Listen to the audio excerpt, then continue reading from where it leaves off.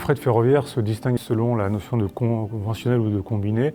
Conventionnel, ça va plutôt être la marchandise pondéreuse, encombrante, les céréales, les granulats par exemple, qui sont dans des wagons spécifiques. Et le combiné, c'est le fait de mettre sur le train un contenant logistique existant, un conteneur, une caisse mobile, une semi-remorque routière. Le combiné permet de remettre de petits volumes au ferroviaire, à des logisticiens qui vont eux grouper les contenants sur un train, alors que le conventionnel nécessite en général d'avoir dans sa propre usine, sa propre entreprise, beaucoup de volumes permettant de remplir un train ou un demi-train directement.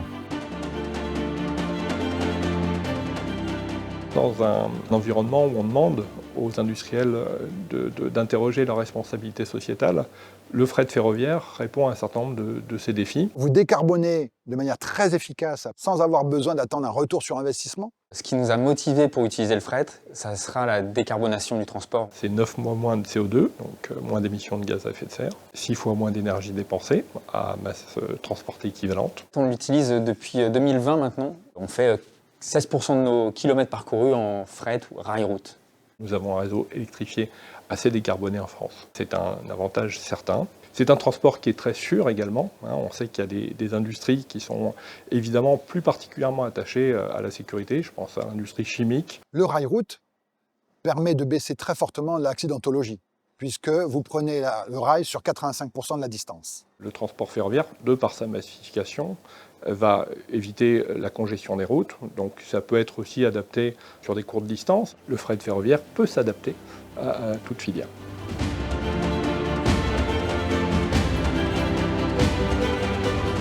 Il y a un certain nombre de préjugés encore sur le ferroviaire. Il y a un certain nombre de mythes. Il faut être embranché, c'est pour les gros industriels qui ont forcément beaucoup de volume, les filières historiques. C'est faux. Il y a beaucoup de secteurs qui sont concernés, notamment l'événementiel. Nous avons décarboné le transport des tribunes des Jeux Olympiques en 2024. En fait, à chaque fois, je dis testez un rail routier comme vous testez un routier, pour comprendre la mécanique et ensuite travailler sur les organisations, les parfaire, les améliorer. L'intérêt du ferroviaire, souvent par rapport à la route, c'est plus la distance est grande, plus le ferroviaire devient compétitif. Nous, en France, on a pas mal de trafic, par exemple France-Italie ou alors France-Allemagne, ça se développe de plus en plus, France-Espagne. Donc ça permet d'envisager du Luxembourg-Barcelone, par exemple, sans problème. Ce qui fait quand même plus de 1200 km de report modal. Le ferroviaire est la seule méthode capable de transporter aussi loin des matériaux pondéreux. Quel que soit le volume, on trouve toujours une solution possible en ferroviaire. Il faut faire beaucoup de pédagogie et il faut aussi que l'ensemble de l'équipe de directeurs supply chain adhère au projet. Il y a 5 ans maintenant, en 2020, on a intégré à notre plan de transport des spécialistes, des transporteurs ferroviaires et ça nous a permis d'avoir une offre assez large. Et on n'a pas oublié non plus nos transporteurs qui étaient déjà présents et on les a sensibilisés sur notre volonté à nous d'aller vers le fret et donc d'élargir leur offre. Et il y a des solutions qui existent effectivement avec les carburants alternatifs, mais rien ne sera aussi peu coûteux que de faire du rail. Le point qui était important pour nous, c'était le taux de service. Sur le routier, on est à 98% de taux de service. Sur le ferroviaire, on descend de 2-3 points. Donc, c'est pas si significatif que ça, après 4 ans d'utilisation finalement. Quand ils l'ont essayé, quand ils l'ont adopté, ils ne veulent plus revenir en arrière parce qu'ils y trouvent beaucoup de confort. Venez nous voir, on va vous expliquer qu'il n'y a rien de très compliqué et qu'on peut vous amener un certain nombre de solutions.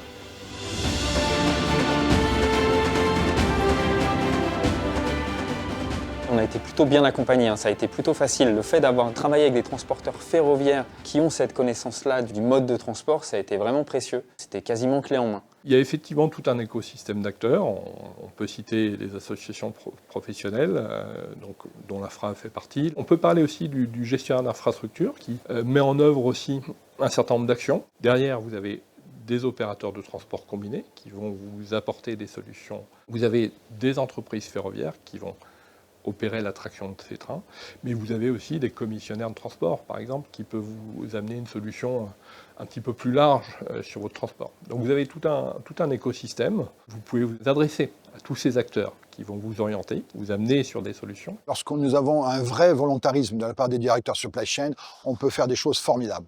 Il faut simplement qu'il y ait cette volonté de se mettre autour de la table et de regarder comment on peut organiser les flux. Le temps de transport sur le ferroviaire est un petit peu plus long. Il a fallu se coordonner avec les clients, s'asseoir et discuter sur est-ce qu'ils sont d'accord pour allonger le temps de livraison. Donc ça va dans le sens de l'histoire de décarboner au maximum, de réduire ses émissions.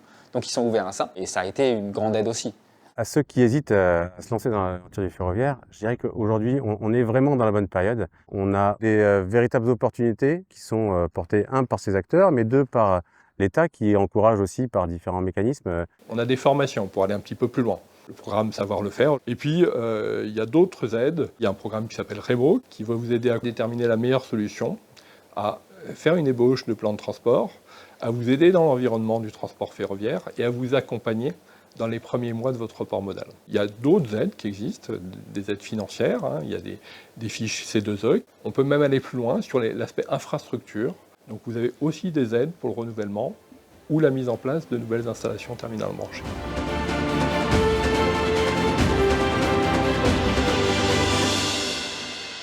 Le bilan il est très positif. Dans notre plan de transport décarboné, le rail c'est un point clé. C'est aussi la diversification. On sait que quand on est en plan de transport décarboné, on ne pourra pas tous aller sur un seul mode d'énergie ou un seul mode de transport. Donc le rail route, c'était un vrai avantage aussi de se diversifier. Quand on a différents modes de transport, c'est aussi de l'agilité qu'on se donne. Ça se passe très bien au global, on est très satisfait. C'est vraiment un des points clés et une des pierres angulaires de notre plan de transport décarbonation, le rail route.